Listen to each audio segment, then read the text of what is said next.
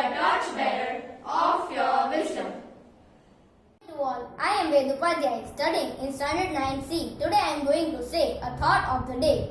Arise, awake, and do not stop until you achieve your goals.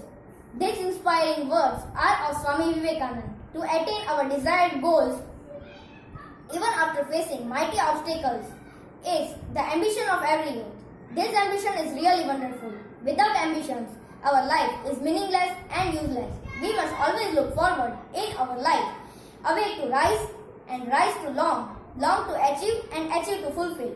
So, stand up, be bold, be strong, and take the whole responsibility on your own shoulders and know that you are the creator of your own destiny. Thank you.